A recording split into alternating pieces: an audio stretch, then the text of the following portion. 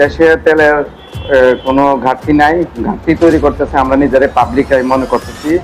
যেহেতু আমার অ্যাকচুয়ালি চাহিদা অনুযায়ী আবার ডিপো থেকে আমরা তেল পাইতেছি না, চাহিদা মোতাবেক ডিপোতে তেল পাইতেছি না, যাই পাইতেছি মনে করেন আমরা পাবলিকে দেওয়ার জন্য মনে করেন আজকে আমার প্রয়োজন প্রায় ৯,০০০ লিটার, আমি পাইছি ৩,০০০ লিটার।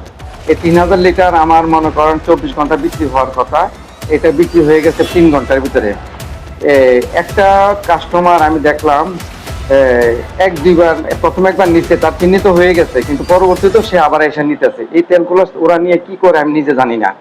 আমরা খুব বিভ্রান্ত সৃষ্টি হইতেছি। আর যখন তেল আসে তখন আমরা আতঙ্ক থাকি, পাবলিকের এই পরিস্থিতি দেখা। আমরা মনে করেন ডেলিভারি দেই ৩ থেকে ৪ জন, আর গ্রাহক হলো যে ৫ থেকে ৬০০ জন।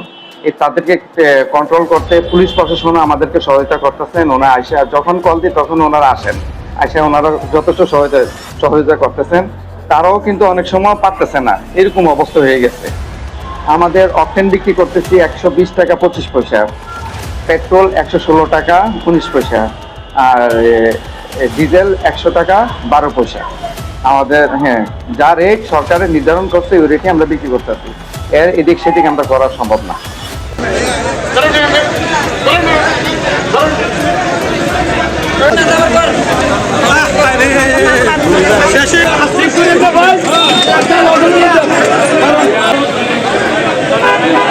জরুরি সেবার জন্য কিছু রাখা উচিত, কিন্তু আমাদেরকে যদি কর্তৃপক্ষ জরুরি সেবার জন্য কিছু রাখার জন্য বলে তাহলে আমরা রাখবো।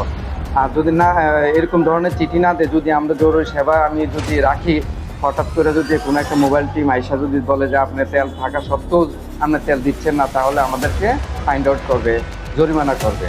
এর জন্য আমরা তেল রাখতে পারি না। আমি একজন কুমিল্লা জজ কোর্টের শিক্ষানবিশ আইনজীবী। আমার মেয়েটা ডে শিফটে পড়ে নবাব ফয়জান্নেছা সরকারি বালিকা উচ্চ বিদ্যালয়ে। আমাকে যদি আজকে পেট্রোল না দেওয়া হয়, আমি আগামী দিন কোর্টে যাইতে পারবো না, মেয়েটাকে স্কুলে নিতে পারবো না। প্রতিদিন এই দৈনন্দিন ভোগান্তিতে আমি পড়তেছি। পাশাপাশি আমাকে ১-১.৫ লিটারের তেল বেশি দিচ্ছে না, পেট্রোলটা দিচ্ছে না।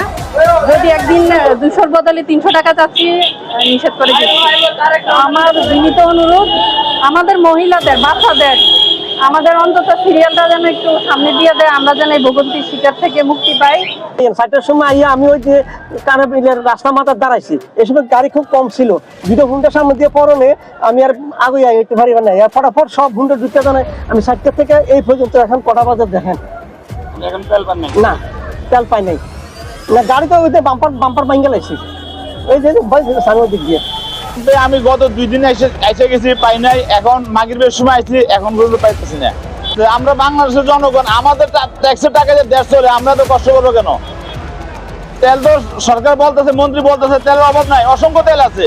এখন পাম্পে 2 দিন ঘুরে গেছি, আজকে এখন 3 ঘন্টা দাঁড়িয়ে রয়েছি, তেল পাইতেছি না। আমি 2 ঘন্টা যাবো দাঁড়িয়ে আছি তেলের জন্য। আমার তেল কিন্তু ঈদের আগে পুড়েছি, ঈদের পরে আমি 8 বার আসছি, 8 বার এই পাম্পে আমি 8 বার আসছি। আজকে সকালবেলা আসছিলাম, আমাকে বলছে বিকেলে আসার জন্য। বিকেলে আসছি আমি, মাগরিবের সাথে সাথে আসছি, আইসা ও এখানে দাঁড়িয়েছিলাম। এখানে 1 ঘন্টা যাবত আমি দাঁড়িয়েছিলাম, আমাকে পুলিশ পাঠাই দিচ্ছে ওই দিক দিয়ে। আমি আবার প্রায় আধা ঘন্টার উপরে দাঁড়িয়েছি, দেখি এই দিক দিয়ে তেল দিচ্ছে।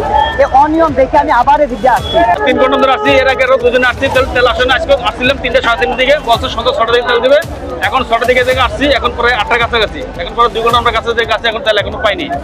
আসলে আমার মোটরসাইকেল এমন জায়গা আটকেছে, তেল শেষ। মোটরসাইকেল এখানে মানে নিয়ে যে আসবো, না হলে প্রায় 1 ঘন্টা লাগবে। আমি অনেক দূর থেকে আসছি তেলের জন্য, আর এখানে এসে প্রায় 1.5 ঘন্টার মতন অপেক্ষা করতেছি তেলের, তারপরে তেল পাচ্ছি না। আর এখানে মোটরসাইকেল মানে প্রায় 4 ঘন্টা 5 ঘন্টা ধরে অনেকে মোটরসাইকেল অপেক্ষা করতেছে তেলের জন্য।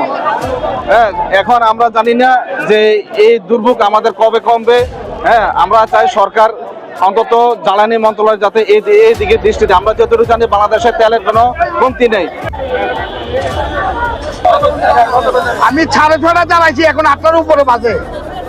আমরা কোনো কাজ নাই, আর শুধু তেলের অপেক্ষায় আছি। সরকারে কয় তেল বলে অ্যাভেলেবেল আছে, কিন্তু আমরা ভাবলে তেল পাই না। সরকারে কি কয়, ফার্মওয়ালা কি কয়, যে আমরা বুঝি না।